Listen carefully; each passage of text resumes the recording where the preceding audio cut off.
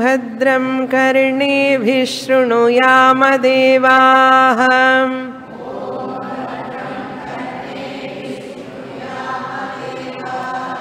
भद्रं पश्येमाक्षभिर्यजत्राः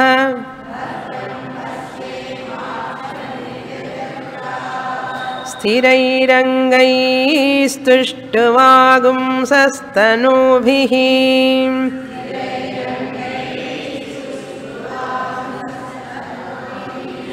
व्यशेम देवहितं यदायुः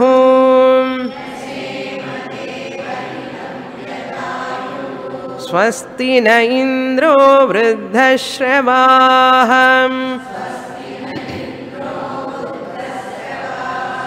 स्वस्ति नः पूषा विश्ववेदाः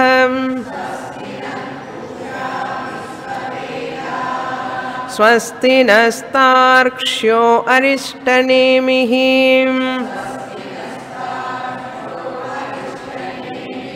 स्वस्ति नो बृहस्पतिर्दधातु ॐ शान्ति शान्ति शान्तिः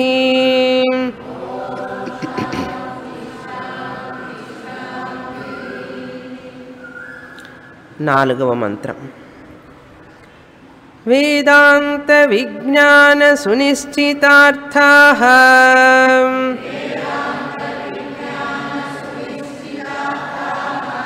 సన్యాసయోగాత్ యతయః శుద్ధసత్వాః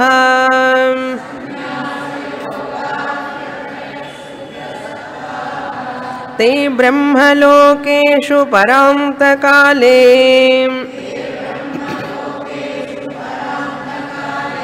పరామృతాః పరిముచ్యంతి సర్వే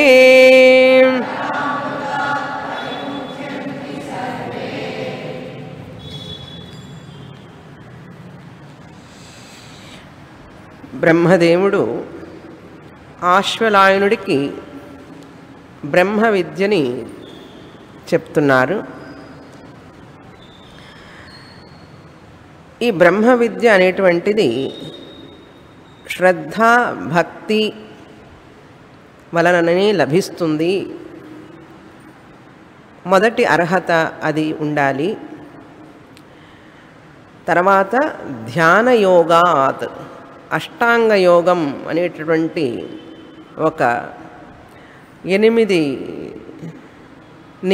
యమనియమాలు కలిగినటువంటి ఒక సాధన, ఇవన్నీ కూడా ఉంటే ఈ యొక్క బ్రహ్మ విద్య గురుముఖంగా మనం అభ్యసించాలి.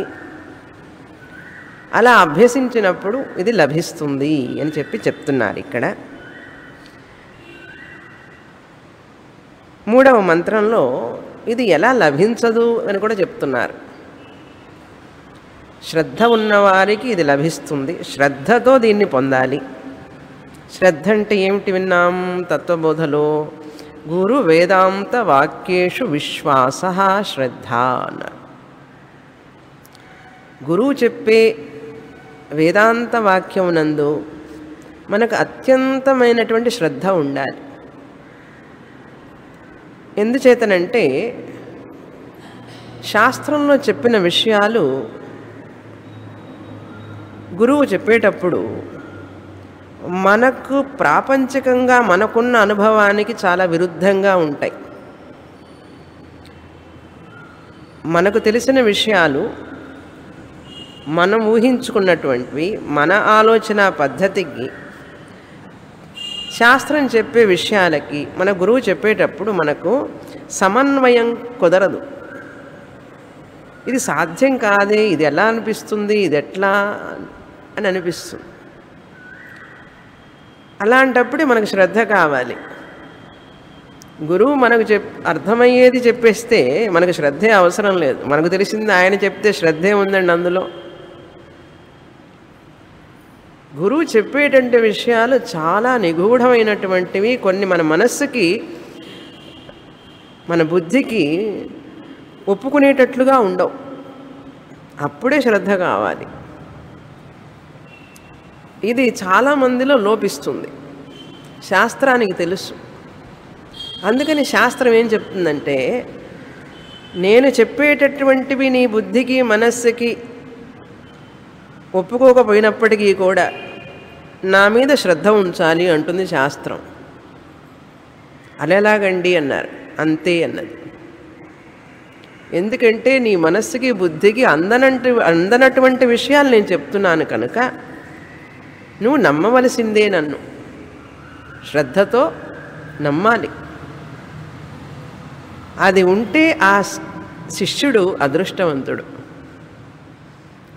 ఎలాగైతే పసిబిడ్డ తల్లిని నమ్ముతాడో అదేవిధంగా శిష్యుడు గురువు చెప్పే శాస్త్రవాక్యాల మీద నమ్మకం పెరగాలి, శ్రద్ధ పెరగాలి. ఇది ఎలా సమంజసం అవుతుంది, ఇది ఎట్లా కరెక్ట్ అవుతుంది అనే ఆలోచన రానేకూడదు ఎటువంటి పరిస్థితుల్లో కూడా. అలా వచ్చింది అంటే మన యొక్క ఆధ్యాత్మిక పురోభివృద్ధి ఆగిపోతుంది, ఆ క్షణంతో ఆగిపోతుంది.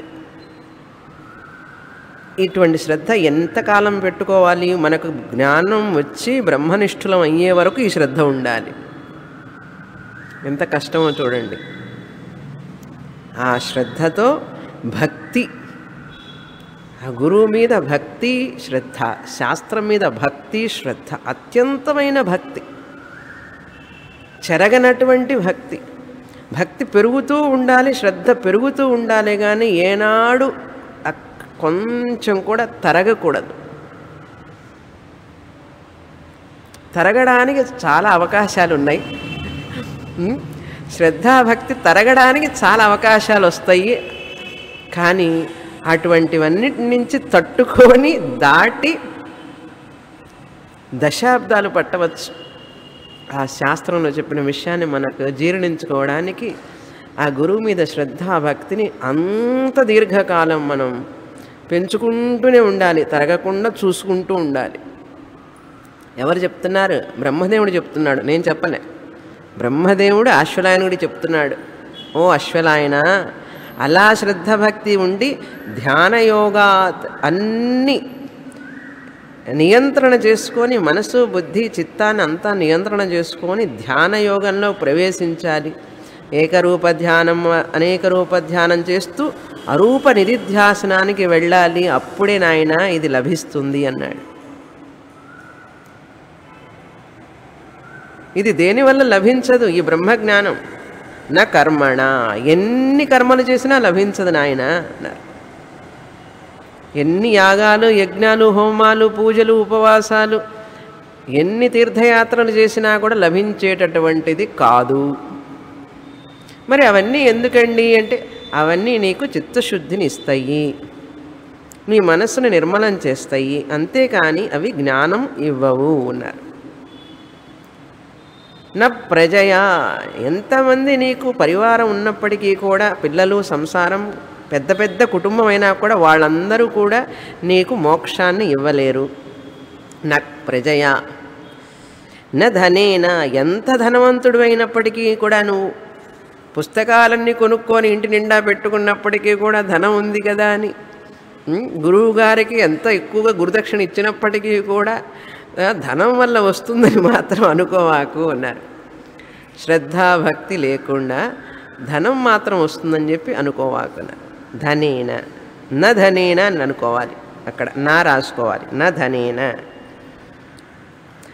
త్యాగేన, అన్నీ వదిలిపెడితేనే. అంటే ఏమిటి? ధనం మీద వ్యామోహం, ధనం వల్లనే నాకు అన్నీ లభిస్తాయని చెప్పి అనుకోవడం, అది వదిలిపెట్టాలి. నా పిల్లలు, కుటుంబం ఉంటే చాలు, నాకు ఇంకేం అక్కర్లేదు, వీళ్లతోనే నాకు మోక్షం అనుకోవడం, అది వదిలిపెట్టాలి. త్యాగేన, ఈ కర్మలు పూజల వల్లనే నాకు మోక్షం వస్తుందని చెప్పి అనే భావన వదిలిపెట్టాలి. త్యాగేన, త్యాగేన ఏకే అమృతత్వ మానసు, ఎవరో కొద్దిమంది మాత్రమే ఇది పొందగలుగుతారు. పరేణ నాకం నిహితం గుహాయాం, పాపం లేనటువంటివి, సుఖస్వరూపమైనటువంటిది ఆనందం, బ్రహ్మస్వరూపం మన హృదయంలోనే ఉన్నది. నిహితం గుహాయాం, అటువంటి పరమాత్మ తేజస్వరూపం విభ్రాజతే యతయః విశంతి, యతులు అంటే ఎవరు? బాగా ఈ యొక్క ఆధ్యాత్మిక మార్గానికి కావలసినటువంటి నిష్ఠని పాటిస్తూ ఉన్నవాళ్ళు. నిష్ఠ అంటే ఏమిటి? క్లాస్కి వస్తూ, అది యతయ అంటే ఇక్కడ శాస్త్ర శ్రవణాన్ని అతి శ్రద్ధతో వింటూ చేస్తూ ఉంటే యతయ. ఆ గురువు చెప్పిన వాక్యాన్ని చెవిలో వేసుకొని అట్లా నెమరు వేసుకుంటూ ఉంటే వాళ్ళు యతయ అన్నారు. విశంతి, వాళ్ళు ఈ బ్రహ్మస్వరూపాన్ని పొందుతారు అన్నారు. ఎలా పొందుతారు అన్నారు? వేదాంత విజ్ఞాన సునిశ్చితార్థా. ఈ 4వ మంత్రం చూస్తున్నాం. గురువు దగ్గరికి వెళ్ళి కూర్చున్నంత మాత్రాన, అది శాస్త్రం విన్నంత మాత్రాన రాదు నాయన. ఆ శాస్త్రంలో వేదాంత విజ్ఞాన సునిశ్చిత అర్థం అన్నారు. దాని తాత్పర్యాన్ని తెలుసుకోవాలి. అసలు అర్థం ఏమిటి నాని? సునిశ్చిత అర్థం ఏమిటి అది తెలుసుకోవాలి. ఎన్నో విషయాలు చెప్తాం శాస్త్రంలో, ఎన్నెన్నో కథలు వస్తాయి మధ్యలో, స్తుతి వస్తుంది మధ్యలో, ఎన్నో విషయాలు ప్రక్రియలన్నీ చెప్తూ ఉంటారు శాస్త్రంలో. కానీ ఇందులో తాత్పర్యం ఏమిటి? అసలు తాత్పర్యం ఏమిటి అంటే ఏమిటి అర్థం? ముఖ్య ఉద్దేశం ఏమిటి? అది పట్టుకోవాలి. వివాహం చేయాలి అంటే 1 సంవత్సరం నుంచే బయలుదేరతారు, పని చేయడం మొదలు పెడతారు. ఎప్పుడైనా వివాహం అంటే వచ్చే సంవత్సరం అండి అంటాడు. ఇప్పటి నుంచి ఏమిటి నాయన అంటే, అవునండి ఎన్ని పనులున్నాయి, ఎన్ని పనులున్నాయి. పత్రిక వేయించాలి, పత్రిక ప్రూఫ్ చూడాలి, పత్రిక వచ్చిన తర్వాత అడ్రస్లు రాయాలి, అందరికీ పంపించాలి, పంపించిన తర్వాత ఎన్నెన్ని కొనాలి, ఎన్ని సమకూర్చుకోవాలి, అన్నీ గమనిన తర్వాత 5 రోజులు 4 రోజులు పెళ్ళి అంటే అందరూ వచ్చిన తర్వాత అన్ని ఏర్పాట్లు చేసిన తర్వాత రిసెప్షన్ చేసిన తర్వాత పెళ్ళి చేస్తారు. రిసెప్షన్, భోజనాలు ఎన్ని చూసుకోవాలన్నీ. ఇవన్నీ దేనికయ్యా అంటే చివరికి తాత్పర్యం ఏమిటి అంటే మంగళసూత్రం అది కట్టాలి. ఇవన్నీ అయిన తర్వాత పెళ్ళి అయింది అనేది ఎప్పుడు? మంగళసూత్రం ధారణ అయినప్పుడే. ఆ ముహూర్తం అనేటటువంటి మంగళసూత్ర ధారణ జరిగినప్పుడే వివాహం పూర్తయింది అని అర్థం. ఈ మంగళసూత్రం కట్టడానికి 3 ముళ్ళు వేయటానికి ఎంత కష్టపడాలా అన్నాడు. అదే కదండి అసలు విషయం అన్నాడు. గట్టి మేళం అంటాడు అప్పుడే. అంతవరకు మామూలుగా వాయిస్తూ ఉంటాడు. గట్టి మేళం అంటే పెద్దగా వాయించు అని చెప్పి. అంటే ఏమిటి అర్థం? అది తాత్పర్యం. వివాహానికి తాత్పర్యం మంగళసూత్ర ధారణ. ఇంకా ముఖ్యంగా చెప్పాలంటే జీలకర్ర బెల్లం. ఆ ముహూర్తం టైంకి ఆ జీలకర్ర బెల్లం పెడతారు తల మీద. అది అసలు విషయం, అది తాత్పర్యం. ఈ 2 విషయాలు తాత్పర్యం. మిగతావన్నీ కూడా వేడుక. అవన్నీ వేడుకలు. నాంది చేయడం, స్థాళీపాకం, అశ్మారోహణం, ఇవన్నీ కూడా నవధాన్యాలు వేయడం, ఇవన్నీ చేస్తారు చూసారా. అందులో ఏం తాత్పర్యం లేదు. అవన్నీ వేడుకలు అంటారు. అసలు తాత్పర్యం ఏమిటి? ఆ 3 ముళ్ళు పడిపోయిన తర్వాత ఈ తల్లిదండ్రికి ఎంత హాయిగా ఉంటుంది. అబ్బా ఇంక మా బాధ్యత తీరిపోయింది అనుకుంటారు చూసారా. కళ్యాణం గురించి చెప్తే ఎంత ఆనందంగా వింటున్నారో చూడండి. శాస్త్రం అడుగుతున్నది అదేవిధంగా నాయన ఈ వేదాంతం చదివేటప్పుడు, ఇన్ని ఉపనిషత్తులు చదివేటప్పుడు, భగవద్గీత చదివేటప్పుడు అసలు తాత్పర్యం ఏమిటి అని తెలుసుకోవాలి. ఏమిటిదంటే బ్రహ్మ సత్యం జగన్మిథ్య జీవో బ్రహ్మ ఇవ నాపరః అన్నారు. దేహో దేవాలయ ప్రోక్త సజీవ కేవల శివ త్యజేత్ అజ్ఞాన నిర్మాల్యం సోహం భావేన పూజయేత్ అన్నారు. అహం బ్రహ్మాస్మి ఇస్ ద తాత్పర్యం. అది సునిశ్చితార్థం అంటే. అందుకని గురువుగారు చెప్పేటప్పుడు ఇవి ఎన్నెన్నో చెప్తూ ఉంటారు. కానీ అసలు విషయానికి ఎక్కడికి వెళుతున్నారు, ఏ విషయాన్ని సూచించి చెప్తున్నారు, ఏ ఉద్దేశంతో చెప్తున్నారు, దేనికోసం చెప్తున్నారు, ఏది నేను గ్రహించాలి అనేటువంటిది ఆ హంసలాగా. హంస ఎట్లాగైతే నీళ్ళు వదిలిపెట్టి పాలు తీసుకుంటుందో అలాగే తాత్పర్యాన్ని తీసుకోవాలి. అందులో ఉన్న కథలు మధ్య మధ్యలో స్తుతి చేస్తూ ఉంటుంది. ఉపనిషత్తులు ఎన్నో చెప్తూ ఉంటుంది. భక్తి యోగం చెప్పేటప్పుడు భక్తే గొప్ప అని చెప్తుంది, కర్మయోగం చేస్తే కర్మయోగమే గొప్ప అంటుంది, అష్టాంగ యోగం చేస్తే అష్టాంగ యోగాన్ని మించింది లేదంటుంది, ధ్యానం చేస్తే ధ్యానాన్ని మించింది లేదంటుంది. ఇలా అన్నప్పుడు మనం జాగ్రత్తగా ఉండాలి. తాత్పర్యాన్ని వదిలిపెట్టకుండా ఇవన్నీ కూడా సాధనాలు అని తెలుసుకోవాలి. అది వేదాంత సునిశ్చితార్థ అంటే ఎంత అర్థం ఉందో తెలుసా అక్కడ? వేదాంత విజ్ఞాన సునిశ్చితార్థా యతయ, మొదట యతయ బాగా తీవ్ర ముముక్షుత్వం కలిగిన వాళ్ళు అని అర్థం. వేదాంత యతయ మొదటిది, తర్వాత శుద్ధ సత్వాహ శుద్ధమైనటువంటి అంతఃకరణం కలిగి ఉన్నవాళ్ళు, అది ఉండాలి. రాగద్వేషాలు కోపతాపాలు అటువంటివి అన్నీ చాలా బలహీనంగా ఉంటాయి వాళ్ళల్లో, ఎక్కువగా ఉండదు. రాగం, ద్వేషం, కామం, క్రోధం ఇవన్నీ కూడా అసలు ఉన్నాయా లేవా అని అనిపిస్తుంది, అంత తక్కువగా ఉంటాయి. అది శుద్ధ సత్వాహ అంటే. సన్యాస యోగాత్, సన్యాస యోగం అంటే ఇక్కడ ఆంతరంగికంగా నేను సన్యాసిని, గృహకృత్యాలు చేస్తున్నప్పటికీ కూడా, గృహస్థాశ్రమంలో ఉన్నప్పటికీ కూడా నేను సన్యాసినే. ఎలా అంటే వాళ్ళందరినీ ఆ బాధ్యతలు చేసేటప్పుడే నేను బాధ్యతలుగా నాకు యొక్క సంబంధం కలిగినట్లుగా తీసుకుంటాను. అంతే. నేను శాస్త్రం చదివేటప్పుడు నేను భర్తని కాదు, భార్యని కాదు, తల్లిని కాదు, తండ్రిని కాదు, నా మాత నా బంధుర్ నా మిత్రం, నేను ఎవరిని కాదు. ఎవరిని అంటే నేను ఒక్క శిష్యుణ్ణి మాత్రమే అన్నారు. అది జ్ఞానం వచ్చే వరకు నేను శిష్యుణ్ణి అనుకుంటూ ఉండాలి. అన్నిటినీ భగవంతుడికి వదిలిపెట్టేయాలి. వాటి గురించి చింత, ఆలోచన, దిగులు లోపల, అయ్యో అబ్బాయి ఏమైపోతాడో, అమ్మాయి ఏమైపోతుందో, ఎక్కడున్నారో ఏమిటో. ఈ కాసేపు ఒక గంట సేపు, సోమవారం ఒక గంట సేపు మనసు సన్యాసం మనస్సు కావాలి.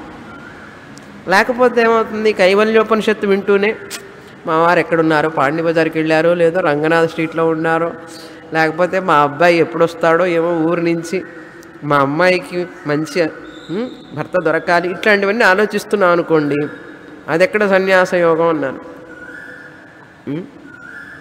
అలాంటి మనస్సుకి ఇవి ఎక్కవు. కనుక ఆ ఒక్క సమయం, ఆ కనీసం ఆ శ్రవణం చేసేటప్పుడు, ఆ శాస్త్రం చదివేటప్పుడు నేను ఎవరికి సంబంధం లేను, నేను భగవంతుడు నా శాస్త్రం, అంతే. అది సన్యాస యోగం అంటే. అంతేగాని కాషాయ వస్త్రం వేసుకోమని కాదు. అర్థమైందా? మన ఋషులందరూ కూడా కాషాయ వస్త్రాలు ధరించిన వాళ్ళు కాదు అందరూ. గృహస్థులైనప్పటికీ కూడా జనక మహారాజు చెప్తాడు, అసలు సన్యాసం ఎందుకండి, నేను గృహస్థుడైనప్పటికీ కూడా నాకేం ఢోకా లేదన్నాడు ఆయన.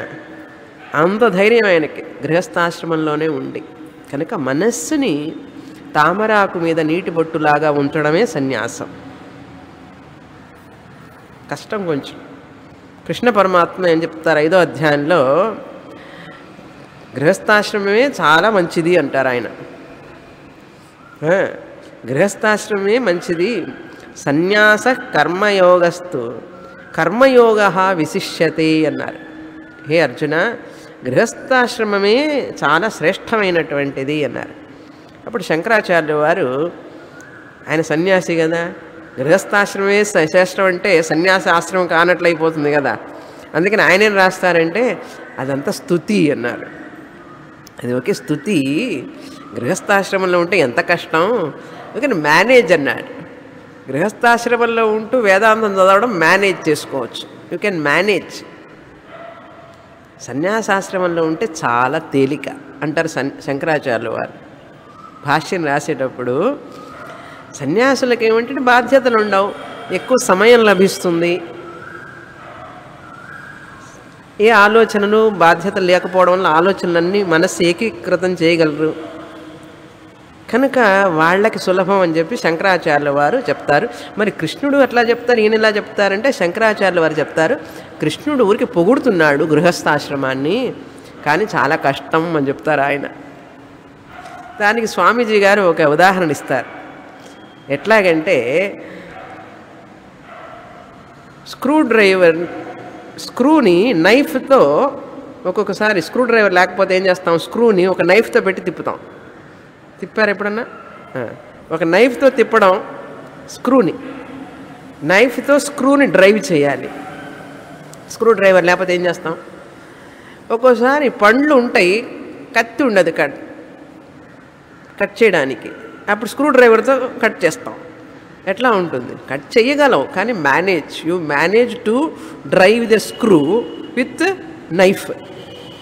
కత్తితో స్క్రూని డ్రైవ్ చేయొచ్చు, కానీ స్క్రూ డ్రైవర్తో చేసినంత ఈజీగా ఉంటుందా? ఉండదు కదా. అలాగే ఎంత చక్కటి ఉదాహరణ చెప్తారో స్వామీజీ. గృహస్థాశ్రమం కూడా, గృహస్థాశ్రమంలో ఉంటూ వేదాంత శ్రవణం చేయడం, మోక్షాన్ని పొందాలనుకోవడం కత్తితో స్క్రూని తిప్పినట్టు అనమాట. కష్టంగా మేనేజ్ చేసుకోవాల్సిందే. You can manage, but it is not impossible, it is difficult. అసాధ్యం కాదు, ఇది కొంచెం కష్టం. అదే స్క్రూ డ్రైవర్తో స్క్రూ తిప్పడం చాలా ఈజీ. నైఫ్తో పండుని కట్ చేయడం చాలా ఈజీ. స్క్రూ డ్రైవర్తో ఏం కట్ చేస్తామండి, కష్టపడి కట్ చేయాలి. అదేవిధంగా శంకరాచార్యులు వారు అలా చెప్తారు. ఇక్కడ సన్యాస యోగా అంటే మీరు సన్యాస ఆశ్రమము తీసుకోవచ్చు ఈ అర్థంలో, లేకపోతే ఆంతరంగిక సన్యాసం, గృహస్థులై ఉండి జనక మహారాజులాగా. జనక మహారాజు ఎంతటి గ్రేట్ సన్యాసి అని గృహస్థాశ్రమంలో ఉంటూ కూడా ఆదర్శం, గృహస్థులందరికీ ఆదర్శం ఆయన. సన్యాస యోగాత్. తర్వాత ఇలా ఉంటే, ఈ యొక్క అర్హతలు కనుక ఉంటే, శాస్త్రంలో సునిశ్చితమైన అర్థాన్ని తెలుసుకుని శుద్ధసత్తులయ్యి సన్యాసయోగం ద్వారా శ్రవణ మననం కనుక చేస్తే ఏమిటి ఫలితం? తే సర్వే పరామృతాః పరిముచ్యంతి. పరామృతాః అంటే జీవించి ఉండగానే వారు ఆ అమృతత్వాన్ని పొందిన వారు అవుతారు. పరం అంటే బ్రహ్మం, అమృతం అంటే ఏమిటి? మరణధర్మం లేనటువంటి. అమృతము అంటే ఏమిటి? మృతం అంటే మరణం, అమృతము అంటే మరణధర్మము లేనటువంటి. ఇంతవరకే చూసాం పోయినసారి. పరామృతాః చెప్పలేదు నీకు, అందుకని ఈరోజు ఇక్కడి నుంచి మొదలు పెడతాం. పరామృతాః అన్నారు అంటే అమృతత్వ స్వరూపమైనటువంటి ఆ బ్రహ్మాన్ని పొందుతారు జీవించి ఉండగానే అని అర్థం. తే సర్వే, తే సర్వే అంటే వారందరూ అన్నారు. ఎవరందరూ అన్నారు? శ్రద్ధ ఉన్నవారు, భక్తి ఉన్నవారు, యతయులైనటువంటి వారు, సన్యాస యోగాన్ని స్వీకరించిన వారు, శుద్ధసత్వులైన వారు, వేదాంత విజ్ఞానాన్ని క్షుణ్ణంగా సునిశ్చిత అర్థాన్ని తెలుసుకున్నవారు అని అర్థం. తే సర్వే అంటే వారందరూ ఉన్నారు. ఆ వారందరిలో మనందరం ఉన్నామా లేదా చూసుకోవాలి. ఏదైతే బ్రహ్మదేవుడు చెప్తున్నారో వారందరూ అన్నారు, ఆ వారందరిలో నేనున్నానా లేనా? ఉంటే గోల్డ్ మెడల్. ఓకే. తే సర్వే ప్రముచ్యంతి అన్నారు. ప్రముచ్యంతి అంటే పూర్తిగా ఆ పరమాత్మలో ఐక్యాన్ని పొందుతారు. పరిముచ్యంతి అంటే మోక్షాన్ని పొందుతారు అని అర్థం. పరి అంటే పూర్తిగా, ఇంకెటువంటి సందేహం లేకుండా అని అర్థం. నిష్ఠ అని అర్థం. నిష్ఠని పొందుతారు, మరే సందేహం లేదు. నేను బ్రహ్మన్ నేను అంటారా? అప్పుడప్పుడు సందేహం రావడం ఇట్లా ఏం ఉండదు. పరిముచ్యంతి అంటే పూర్తిగా బ్రహ్మనిష్ఠులైపోతారు అన్నారు. జీవించి ఉండగానే అన్నారు, ఈ శరీరంలో ఉండగానే. అది మోక్షం అంటే జీవన్ ముక్తి అన్నారు. మరి శరీరం పోయిన తర్వాత ఏమైపోతారండి అన్నారు. శరీరం అంటే సదేహముక్తి, జీవన్ముక్తి. శరీరం లేకపోతే విదేహముక్తి అన్నారు. దేహం లేనటువంటి ముక్తులైపోతారు. శరీరం ఉన్నప్పుడేమో జీవన్ముక్తి, ఈ శరీరం పోతుందనుకోండి జ్ఞానికి, ఏ ముక్తి అది? విదేహముక్తి. ఆత్మలో లీనమైపోతారు. దాన్ని విదేహముక్తి అని ఎలా చెప్తున్నారు ఇక్కడ? బ్రహ్మలోకేషు పరాంతకాలే పరిముచ్యంతి అన్నారు. జీవించి ఉండగానే జీవన్ముక్తిని పొంది ఆ జీవన్ముక్తుడైనటువంటి వ్యక్తి మరణించగానే ఆ ఆత్మ ఏమవుతుంది? విదేహం అయిపోతుంది, దేహరహితమైపోతుంది ఆత్మ. కనుక 3 శరీరాలు పంచభూతాల్లో కలిసిపోతాయి, మళ్ళీ జన్మ అంటూ ఉండదు. అది బ్రహ్మలోకేషు అంటే ఇక్కడ మీ కొన్ని పుస్తకాల్లో 2 అర్థాలు ఇచ్చారు, బ్రహ్మలోకానికి వెళ్తాడు అని. ఇక్కడ ఇంకొక అర్థం ఏమిటంటే బ్రహ్మలోకేషు అంటే నిజంగా ఇక్కడ బ్రహ్మలోకం అని కాదు, ఇక్కడ చైతన్యం అని అర్థం. బ్రహ్మలోకేషు అంటే బ్రహ్మస్థానం, బ్రహ్మస్థానం అంటే చైతన్యం అని అర్థం. జీవన్ముక్తి వచ్చిన తర్వాత ఇంక బ్రహ్మలోకానికి ఎట్లా వెళ్తాడండి కదా? పరామృతాః పరిముచ్యంతి అంటారు. ఇక్కడే జీవన్ముక్తిని పొందిన తర్వాత ఇంక బ్రహ్మలోకానికి వెళ్ళాడు. బ్రహ్మలోకానికి వెళితే ఏం ముక్తి అవుతుంది? అది క్రమముక్తి అవుతుంది. బ్రహ్మలోకానికి వెళ్ళి అక్కడ ముక్తి పొందితే అది క్రమముక్తి అంటారు. ఇప్పుడు మీకు క్రమముక్తి కావాలా, జీవన్ముక్తి కావాలా? జీవన్ముక్తి. లేదులేండి బ్రహ్మలోకానికి వెళ్ళిన తర్వాత మోక్షాన్ని పొందుతానంటే ఎవరికి తెలుసు పొందుతావో లేదో, నాన్ వెరిఫైయబుల్. అందుకని ఇక్కడ పొందలేని వాళ్ళకి ఓకే క్రమముక్తి చూద్దాం తర్వాత అన్నారు. ట్యూటోరియల్ కాలేజీ మాదిరి డైరెక్ట్గా కాలేజీలో పాస్ కాకపోతే ఏం చేస్తామంటే ట్యూటోరియల్ కాలేజీలో పడేస్తారు వాళ్ళని. పడేసి మళ్ళీ పరిసర సెమిస్టర్లో అనమాట, సెమిస్టర్ పద్ధతిలో చదువుతారు. అది క్రమముక్తి, క్రమంగా ముక్తి. సో ఇక్కడ జీవన్ముక్తి అంటే ఏమిటి అర్థం? మనం చెప్పింది బ్రహ్మలోకేష్ అనేది విదేహముక్తి అంటే ఏమిటి? శరీరం పోయిన తర్వాత ఈ స్థూల శరీరం, కారణ శరీరం, సూక్ష్మ శరీరం అన్నీ కూడా ఆ పంచభూతాల్లో కలిసిపోతాయి అని అర్థం. అది విదేహముక్తి. చివరి మరణం అని అర్థం, ఫైనల్ డెత్ అని చెప్పచ్చు. పరాంతకాలం అన్న చివరి మరణం అన్నారు. ఎందుకండి చివరి మరణం అన్నారు? ఎందుకంటే మళ్ళీ పుట్టడు కదా. జ్ఞాని అయిన వాడు జీవన్ముక్తుడైతే మరీ జన్మించడు కదండి. జన్మించని వాడికి ఈ శరీరాన్ని వదలడం, సూక్ష్మ శరీరమేమో ఈ పంచభూతాల్లో కలిసిపోతుంది, స్థూల శరీరం ఇక్కడే పోయింది, ఇంకా జన్మ లేదు, మరి ఇంకా చివరి మరణమే కదా అది. పర అంతకాలం అన్నారు చూసారా? అంతకాలే పరాంతకాలే పరిముచ్యంతి అన్నాడు. ఆ పరాంతకాలం అంటే ఏంటి? చివరి మరణాన్ని, చివరి మరణం ద్వారా ఈ శరీరాన్ని త్యజించేస్తాడు. జీవన్ముక్తుడైన వాడు విదేహముక్తుడైపోతాడు అన్నాడు. అది అంటే పునర్జన్మ ఉండదు. జన్మ ఉంటే మరణం ఉంటుంది, పునర్జన్మ లేదు కనుక ఇది చివరి మరణమే కదా. కాబట్టి మనందరికీ ఒకటే మరణం, ఒక్కసారి వస్తుంది, ఇంక రాదు. ఎందుకనండి అన్నారు? మీరందరూ ముక్తులు అవుతారు కదా. అవ్వకపోతే వస్తుంది, మళ్ళీ ఇంకొకసారి వస్తుంది మరణం. అమ్మో ఇంకొకసారి, ఒకసారికి కష్టంగా ఉందండి, ఇంకొకసారి అన్నారు. జ్ఞానం పొందకపోతే సెకండ్ మరణం, థర్డ్ మరణం ఆల్సో బుక్డ్ అని అర్థం. జ్ఞానం వస్తే ఓన్లీ వన్, అది కూడా బాధించదు. మిథ్యాత్వ నిశ్చయం అన్నారు. ఎంతటి ప్రయోజనం ఉందో చూడండి జ్ఞానం వల్ల. తర్వాత మంత్రం. ఇవన్నీ సాధనాలు చెప్పారు ఇంతవరకు. ఇటువంటి వ్యక్తి మాత్రమే జ్ఞానాన్ని పొందుతాడు అన్నారు. ఇంతవరకు ఒక విషయాన్ని చెప్పేసారు. బ్రహ్మజ్ఞానం పొందడం అయిపోయింది, సబ్జెక్టు కూడా అయిపోయింది, కైవల్యోపనిషత్తు అయిపోయింది. కైవల్యం అంటే ఆత్మ, కేవలస్య భావ కైవల్యం. జీవన్ముక్తి పొందాడు వ్యక్తి, విదేహముక్తి పొందాడు. బ్రహ్మదేవుడు చెప్తున్నాడు, నాయనా ఇది చాలా కష్టం అన్నారు. ఇలా పొందేవాళ్ళు చాలా చాలా అరుదు, చాలా కష్టం.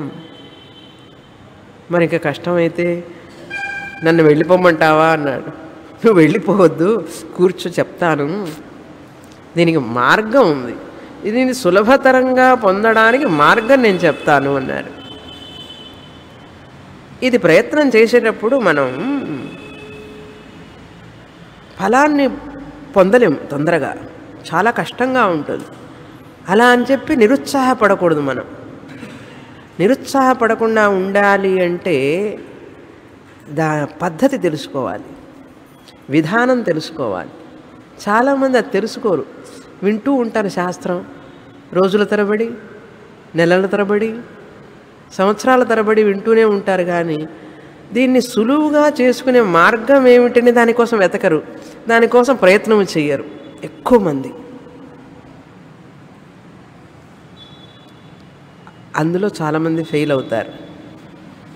కనుక అట్లా కాకుండా ఉండాలి అంటే నేను ఈ జన్మలోనే పొందాలి మోక్షం, నాకు ఈ జన్మలోనే జీవన్ముక్తినే పొందాలి నేను అని కోరుకున్నవాడికి ఈ సాధనాలన్నీ చెప్తున్నారు. ఇప్పుడు 5, 6, 7 ఈ 3 మంత్రాలు కూడా ధ్యాన యోగాన్ని గురించి మాట్లాడుతున్నాయి. గురువుగారు ఈ బ్రహ్మ విద్యని బోధించినంత మాత్రాన మనకు బ్రహ్మజ్ఞానం వస్తుందనుకోవద్దు. చాలా కష్టం, అర్థమైనట్లే ఉంటుంది. చాలా తేలిగ్గా చెప్పారు స్వామిని, ఎంత బాగుందో అంటాం, ఎంత బాగుందో, చాలా బాగా అర్థమైంది మాకు, ఇంత చక్కగా చెప్తున్నారు, అంతా చక్కగానే ఉంటుంది. కానీ నేను బ్రహ్మన్ అని చెప్పడానికి వచ్చేటప్పటికి అదేనండి కష్టంగా ఉంది అంటాడు. నీకు బాగా అర్థమైతే నేను బ్రహ్మస్వరూపాన్ని అనేటటువంటి అనిశ్చయ జ్ఞానం రావాలి. అలా వచ్చిన రోజు నేను దుఃఖరహితుణ్ణి, నాకు దుఃఖం అనేదే లేదసలు, నేను అమృత స్వరూపుణ్ణి అని ధైర్యంగా ఆలోచన రావాలి, ఆ వృత్తి రావాలి. అలా వచ్చిన రోజే అది జ్ఞానం. కనుక దానికోసం ప్రయత్నం చేయాలి. వింటూనే ఉంటాం, చాలా బాగుంటుంది శాస్త్రం చెప్పే విషయం, ఆనందంగా ఉందండి. చాలా క్రొత్త క్రొత్త విషయాలన్నీ చెప్తున్నారు స్వామిని మీరు, ఇంత చక్కగా ఉంది శాస్త్రం, ఇంత ఆనందంగా ఉంది, అన్నీ బాగానే ఉన్నాయి, ఏమన్నా జీర్ణం అవుతున్నదా లేదా అసలు, అది ముఖ్యం. అలా కావాలి అంటే ఈ పద్ధతి అనుసరించు అని చెప్పి బ్రహ్మదేవుడు చెప్తున్నారు అశ్వలాయనుడికి. ఏమని? ఇటువంటి నియమాలన్నీ పాటించాలి. ఎవరైతే ఆధ్యాత్మిక మార్గంలో ఉంటూ శాస్త్ర శ్రవణం చేస్తూ మేము ఈ జన్మలోనే జీవన్ముక్తిని పొందాలని తీవ్రమైనటువంటి కోరికతో ఉంటారో వాళ్ళకి ఈ సూచనలు. ఏమిటా సూచనలు? ఒక్కొక్కటి శ్రద్ధగా విని మన జీవితంలోకి అమలు చేసుకోవాలి సాధ్యమైనంత వరకు. వివిక్త దేశే చ సుఖాసనస్థః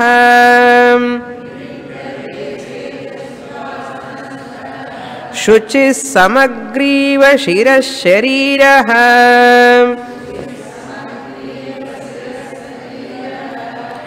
అత్యాశ్రమస్థః సకలేంద్రియాణి నిరుధ్య భక్త్యా స్వగురుం ప్రణమ్య.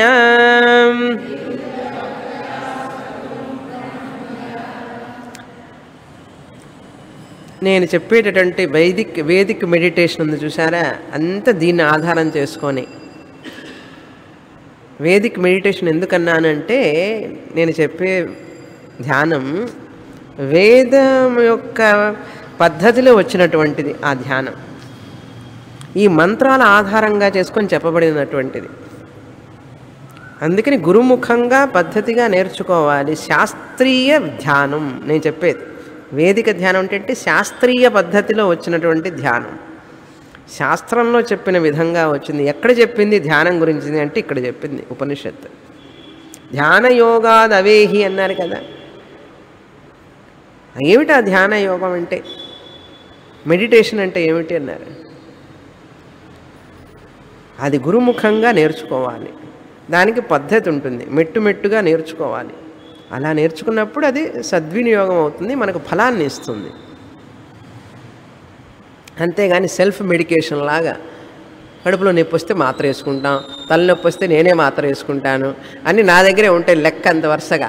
ఇది కడుపు నొప్పికి, ఇది తలనొప్పికి, ఇది వాంతులైతే అని చెప్పి మెడిసిన్ డబ్బాలు ఉంటాయి ఇంట్లో. ఇంకా డాక్టర్ దగ్గరికి వెళ్ళక్కర్లేదు, వాళ్ళే వేసుకుంటూ ఉంటారు. పనిచేస్తున్నాయి కదండి, బాగానే ఉందండి. ఎప్పుడో తిరగబెడుతుంది ఒకరోజు. అప్పుడు చెప్తాడు డాక్టర్ దగ్గరికి వెళ్ళి, ఏం చేస్తున్నావు, ఎందుకు ఇట్లా వచ్చింది నీకంటే, మందులు వేసుకుంటుంటానండి అప్పుడప్పుడు అంటాడు. ఎవరు వేసుకోమన్నాడు?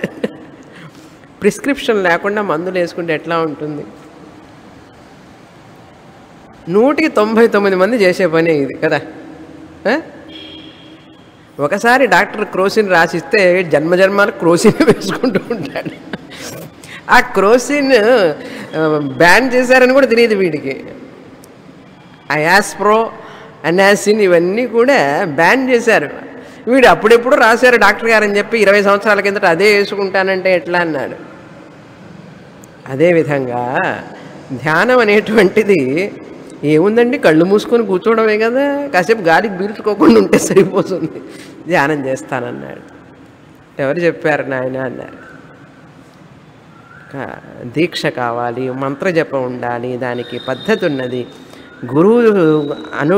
గురువు చెప్పిన మాటలకు అనుగుణంగా ధ్యానం చేస్తూ ఉండాలి. అలా చేస్తే మనకే మంచిది. సొంత వైద్యం చేయకుండా గురువు చెప్పింది నేర్చుకోవాలి. అదే చెప్తున్నారు ఇక్కడ బ్రహ్మదేవుడు అశ్వలాయనుడికి చెప్తున్నాడు. ఏమిటా ధ్యానం అంటే, మొదటిది ఇందులో ఇది తర్వాత శ్లోకంలో కూడా ఇందులో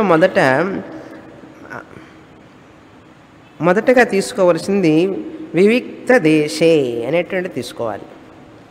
వివిక్త దేశే చ సుఖాసనస్థ. వివిక్త దేశం మొదటి మెట్టు. అట్లా 6-7 మెట్లు వస్తాయి. అన్ని మెట్టుగా చూసుకోవాలి. మొదట ఏం చేయాలి? వివిక్త దేశం, నువ్వు కూర్చునే చోటు. ఇక్కడ చెప్పే ధ్యానం నిధిధ్యాసన ధ్యానం, వేదాంతిక్ మెడిటేషన్ అంటారు, కాంటెంప్లేషన్ అంటారు. నిధిధ్యాసనం, వేదాంతిక్ మెడిటేషన్, కాంటెంప్లేషన్. ధ్యానం వేరు, ఉపాసన వేరు.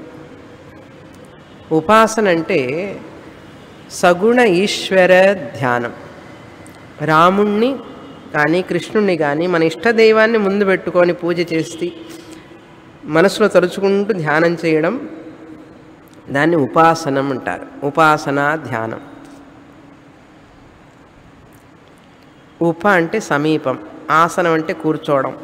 మన మనస్సుని ఆ భగవంతుడికి సమీపంలో కూర్చోబెట్టడం ఉపాసనం అని అర్థం. ఇది సగుణ ఈశ్వర ధ్యానం లేక ఏకరూప ధ్యానం అని పేరు. ఏకరూప ధ్యానం, సగుణ ఈశ్వర ధ్యానం.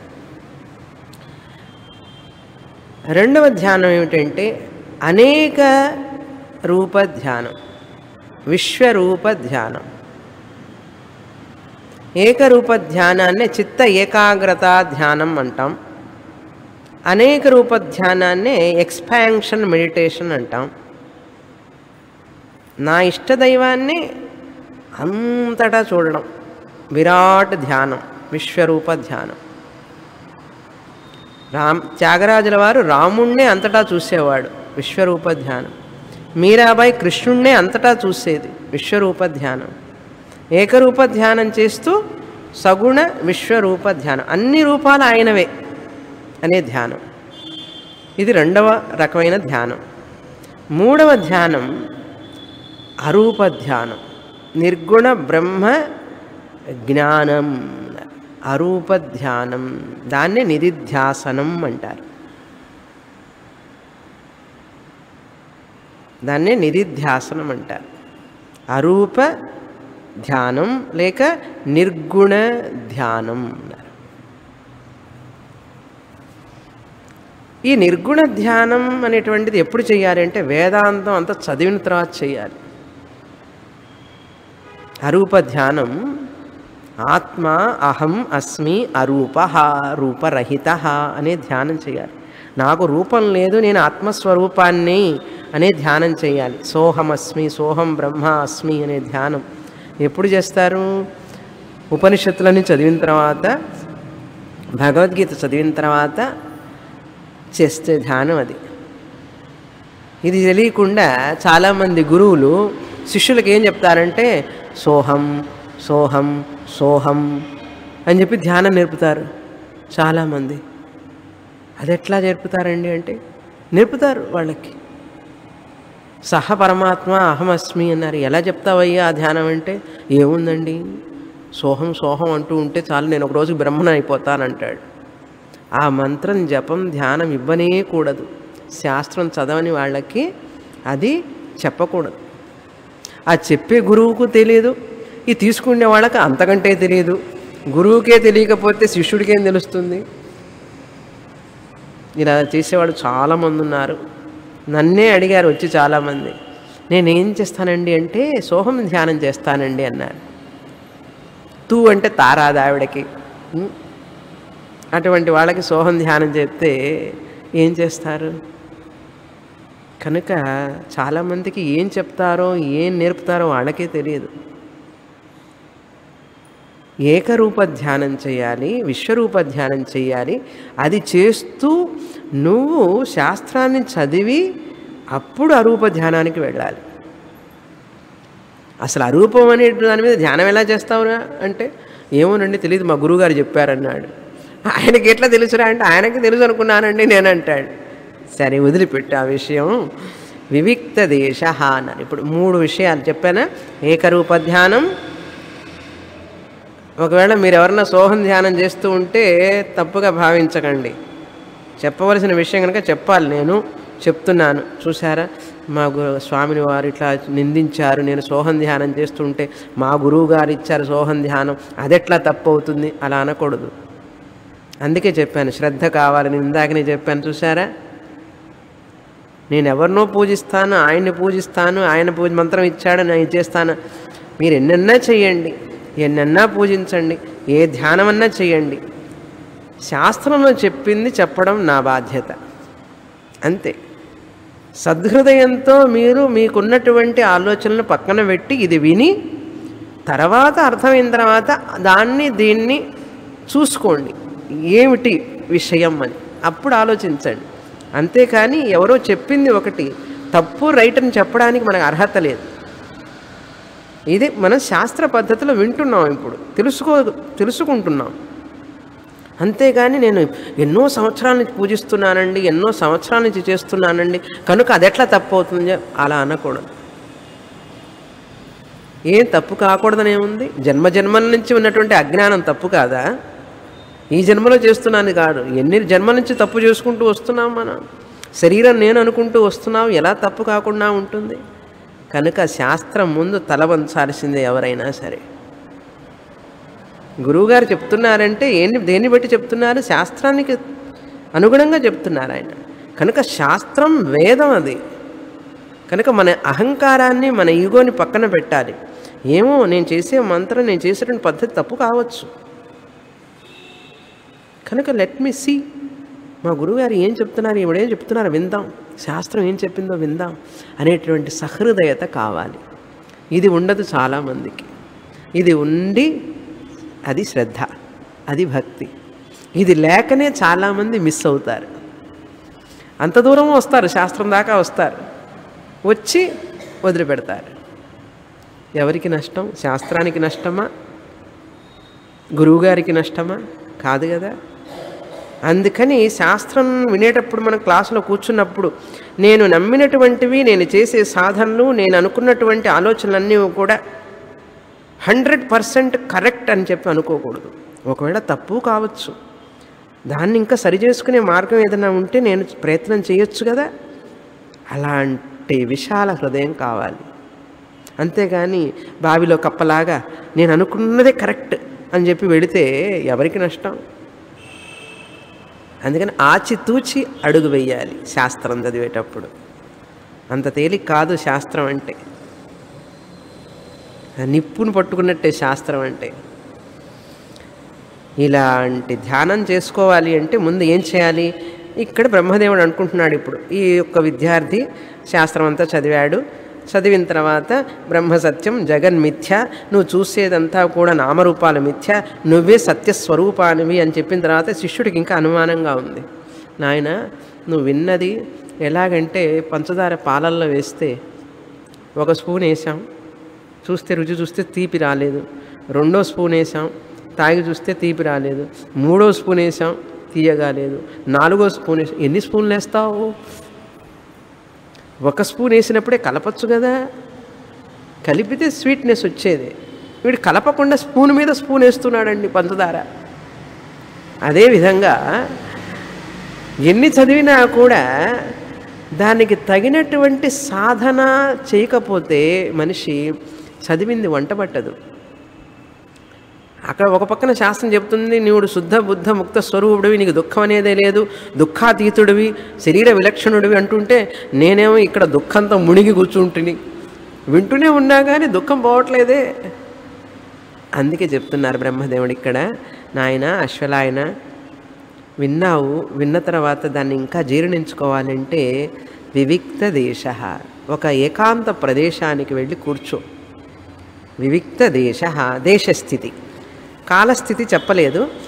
కాలం అంటే ఆ సమయం, ఏ సమయంలో చేయాలి నువ్వంటే ప్రాతకాలం, ఎప్పుడైతే ఎక్కువ మనకు డిస్టర్బెన్స్ లేకుండా ఉంటుందో, అలజడి లేకుండా ఉంటుందో ఆ సమయం, నీ మనసు ఎప్పుడైతే ధ్యానానికి లభ్యమవుతుందో అప్పుడు, ప్రశాంతంగా ఉంటుందో అప్పుడు కాలస్థితి. దేశస్థితి మొదటిది, కాలస్థితి మీరు రాసుకోవాలి. తర్వాత సుఖాసనస్థ, సుఖమైనటువంటి ఆసనంలో కూర్చో. కృష్ణ పరమాత్మ చెప్పారు భగవద్గీతలో 6వ అధ్యాయంలో, నాత్యుచ్ఛ్రితం నాతి నీచం చైలాజన కుశోత్తరం అన్నారు. మరీ కుషన్గా ఉండకూడదు ఆసనం, మరీ గట్టిగా ఉండకూడదు, మరీ ఎత్తుగా ఉండకూడదు, మరీ క్రిందగా ఉండకూడదు, మీడియంగా ఉండాలి. ఆ ఆసనం మీద కూర్చో. శరీరం కూడా సుఖంగా ఉండే ఆసనంలో కూర్చో. శరీరం సుఖంగా ఉన్నప్పుడు మనస్సు కూడా ఏకాగ్రతను పొందుతుంది. సుఖమైన ఆసనంలో కూర్చోవాలి అన్నారు. సుఖాసనస్థ, కూర్చునే ఆసనం, నువ్వు కూర్చునే స్థితి, శరీర స్థితి ఆసనం. ఆ ఆసనం కూడా చాలా సులభంగా ఉండాలి, నీకు సుఖాన్ని ఇచ్చేదిగా ఉండాలి. లేకపోతే కాళ్ళు తిమ్మిరెక్కి అక్కడ నొప్పి పుట్టి ఇక్కడ నొప్పి పుట్టి ధ్యానం చేయకుండా శరీర ధ్యానం చేస్తూ ఉంటాం. అలా కాకుండా ఇలా చెయ్యాలి. తర్వాత 4వది సమగ్రీవ శిరశరీర. ఈ పొజిషన్లో కూర్చున్న తర్వాత శరీర స్థితి ఎట్లా ఉండాలి? ఆసన స్థితి అయింది. 4వది శరీర స్థితి. సమం అన్నారు, సమంగా ఉండాలి. ఏమిటి? గ్రీవం మెడ, శరీరం శరీరం సమం, కాయ శిరో గ్రీవం. శరీరం, శిర అంటే తల, తల మెడ శరీరం సమంగా ఉండాలి. ఒక కట్టెపుల్ల వెనకాల పెడితే సరిగ్గా స్ట్రైట్గా ఉందా లేదా తెలుస్తుంది. అంత కూర్చోవాలి. ఎందుకంటే ధ్యానానికి కూర్చున్నప్పుడు సహజంగా ఇలా కూర్చున్న వాళ్ళం కొంచెం కొంచెం కొంచెం ఇట్లా దిగుతాం, ఏదో నిద్ర వచ్చేస్తుంది. బాగా నిద్రపోయి ధ్యానంలో ఎంత బాగుందోనండి, ధ్యానంలో హాయిగా ప్రశాంతంగా ఉందన్నాడు. ఎందుకు ఉండదు? నిద్రపోతే ప్రశాంతంగానే ఉంటుంది అన్నాడు. నిద్రపోయినట్లే తిరిగింది వీడికి. అందుకని స్ట్రైట్గా కూర్చుంటే నిద్ర రాదు. సమ గ్రీవ శిరశరీర అన్నారు. 5వ విషయం ఏం చెప్పారంటే సకల ఇంద్రియాణి నిరుధ్య అన్నారు. ఇంద్రియ నిగ్రహం. సకల ఇంద్రియాణి అంటే జ్ఞానేంద్రియాణి, చెవులు, ముక్కు, నాలుక. కిచెన్ రూమ్లో ఉంటుంది పూజా రూము. ఇంట్లో వంట చేస్తూ ఉంటే అవన్నీ ఆ శబ్దాలు, సుయి సుయి సుయి శబ్దం, ఆ వాసన అవన్నీ వస్తూ ఉంటాయి. సాంబార్ వాసన, రసం వాసన, ఇవన్నీ వాసనలు వస్తుంటే ఇంద్రియాణి అన్నీ ఎక్కడెక్కడికో పోతూ ఉంటాయి. అందుకని పూజా రూమ్ అని, దేవాలయం అని ఊరికినే పెట్టారా? ఊరికినే అవన్నీ విడిగా ఉండేవి ఆ రోజుల్లో. ఇప్పుడంతా ఎక్కడన్నా ఇల్లంతా పెద్దగా ఉంటుంది. ఆ దేవునికి ఎక్కడో పాపం ఆ షెల్ఫ్లో, అది మెట్ల కింద ఎక్కడో ఇస్తాడు, ఆ కింద కొంచెం ప్లేస్ ఎక్కడో ఉంటాడు పాపం ఆయన. ఉండేవన్నీ ఏమిటాయి అంటే పెద్ద పెద్ద సీనరీలు ఉంటాయి ఇంట్లంతా. ఇక్కడెక్కడో ఉంటాడు ఆయన, దేవుడు ఉన్నాడు. అలా కాదు, చక్కగా ఒక ఆధ్యాత్మికమైనటువంటి వాతావరణంలో ఉంటే మనకు ఇంద్రియాన్ని తొందరగా నిగ్రహించుకోవడానికి ఆస్కారం ఉంటుంది. పూజా గృహం అనేది విడిగా ఉంటే మనస్సు ఇంద్రియాలను ఏకాగ్రం చేసుకోవడానికి అనువుగా ఉంటుంది. ఎవరూ రాకుండా మనల్ని తొందర పెట్టకుండా ఉంటారు.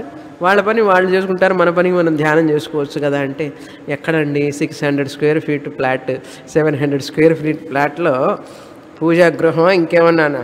ఏం అక్కర్లేదు అంటాడు. ఈ రోజుల్లో అంత కష్టం అన్నారు. బ్రహ్మదేవుడు చెప్తున్నారు సకల ఇంద్రియాణి నిరుధ్య, ఇంద్రియాలన్నీ కూడా, కర్మ ఇంద్రియాలు కూడా, కాళ్ళు చేతులు ఆడుతూ ఉండకూడదు, చేతులు ఇలా కట్టించాలి, కాళ్ళు చేతులు ఆడకుండా, తల ఆడకుండా ఉండాలి, ఊగుతూ ఉండకూడదు ముందుకి వెనక్కి. ఇంద్రియాణి సర్వం నిరుధ్య అన్నారు.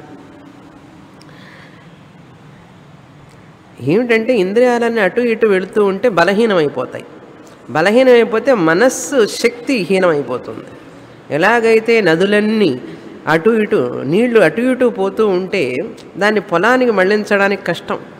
అదే ఒక డ్యామ్ కట్టామనుకోండి, ఆ నీటినంతా కూడా ఇటువైపు ఆపేసామంటే మనకు కావలసిన వైపు పంపించవచ్చు నీరుని కదా, అప్పుడు అన్నిటికీ ఉపయోగపడుతుంది ఆ నీరు. అంతేగాని దానిపాటికి అది ఇటు అటు పోతూ ఉంటే అక్కడికక్కడ ఎండిపోతుంది ఆ నీరు కదా, మనకు ధాన్యము రాదు, ఆ నీటిని మనం సరిగా ఉపయోగించుకోను లేవు. మన ఇంద్రియాలన్నీ కూడా అటు ఇటు పరిగెడుతూ ఉంటే దాన్ని నిరుధ్య అన్నారు, ఒక డ్యామ్ కట్టినట్లుగా అన్నమాట. ఇంకొక ఉదాహరణ ఏమిటంటే, సూదిలో దారాన్ని గుచ్చడానికి ఏం చేస్తాం, తడి చేసి ఇట్లా బాగా నునుపు చేస్తాం, దాన్ని చేసి సన్నగా చేసిన తర్వాత అది ఎంత బెజ్జం అండి పాపం, సూది బెజ్జం, అందులో నుంచి వెళ్ళాలి. అదే ఇలా చెయ్యకుండా పంపించండి, గంట పట్టినా కూడా పోనే పోదు అది. అందుకని కాంపిటీషన్ పెట్టేవాడు చిన్నప్పుడు, సూదిలో దారం కూర్చోడం కాంపిటీషన్. ఇప్పుడే ఉన్నాయి అవన్నీ లేవు స్కూళ్ళల్లో. ఎంత కాన్సన్ట్రేషన్ కావాలో చూడండి. అలాగే మన మనస్సు ఇంద్రియాలు అనేటువంటి పోగులు, దారాలని ఏకీకృతం చేయాలి. ఆ దేవుడి మీదనే ఉండాలి మనస్సు, వాక్, మనస్సు, పని, దృష్టి, మనస్సు, చింతనంతా కూడా ఆయన మీదనే ఉండాలి. అలా ఫోకస్ చేయాలి.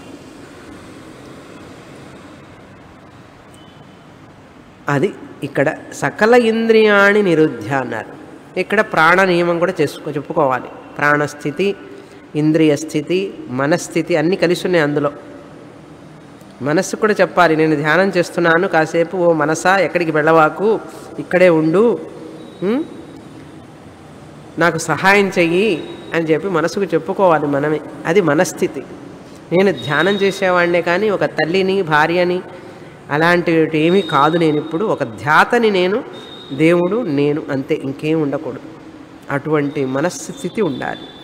ఎప్పుడు వస్తుందంటే ఎవరితో ఎక్కువగా మాట్లాడటం, తగువ పెట్టుకోవడం, హాట్గా మాట్లాడటం చేస్తే మనస్సు డిస్టర్బ్ అవుతుంది. అందుకని ప్రశాంతంగా మాట్లాడటం, అతి తక్కువగా మాట్లాడటం, అవసరమైనంతవరకే మాట్లాడటం చేసుకోవాలి. అతిగా మాట్లాడేవాళ్ళు, అనవసరంగా మాట్లాడేవాళ్ళు ఏదో ఒకటి నోరు జారుతారు, తర్వాత మనసులో బాధపడతారు.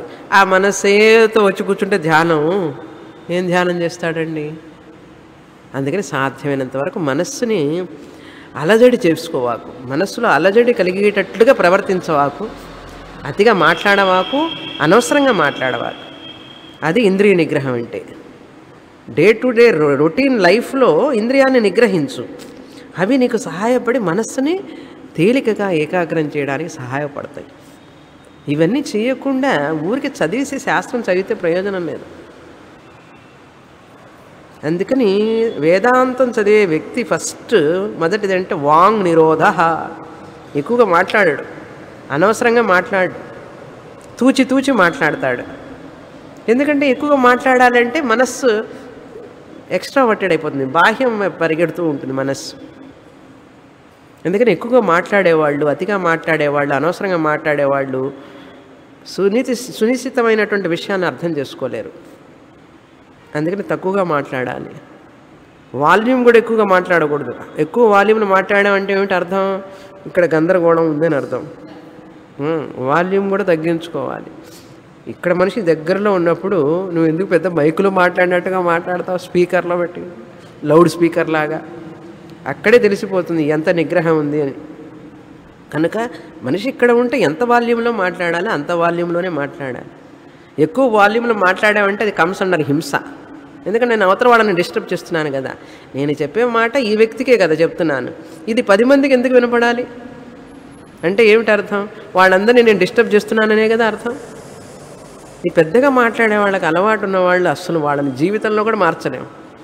పెద్దగా మాట్లాడే వాళ్ళు కొంతమందికి అలవాటు. అది ఎంత పెద్దగా మాట్లాడతారంటే ఇంక చెప్పలేము వాళ్ళకి.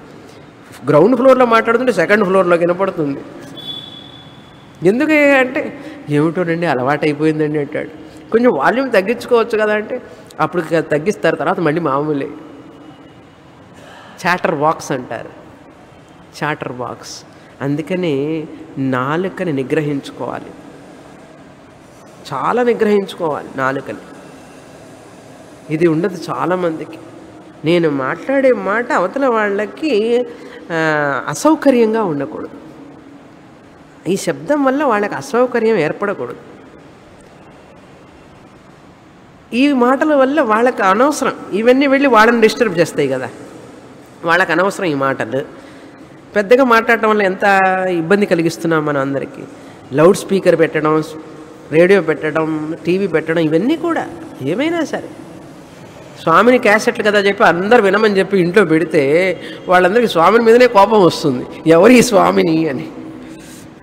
మనకిష్టమైతే ఇష్టం కావచ్చు, అంతేగాని అవతలి వాళ్ళ తల మీద రుద్దకూడదు అట్లా కదా. మీరందరూ వినాలి, ఇంట్లో వాళ్ళందరూ జీవన్ముక్తులు అయిపోవాలని చెప్పి ఒక ఆవిడ, నేను అందరికి వినపడేటట్లు పెడతానండి అని చెప్పాను.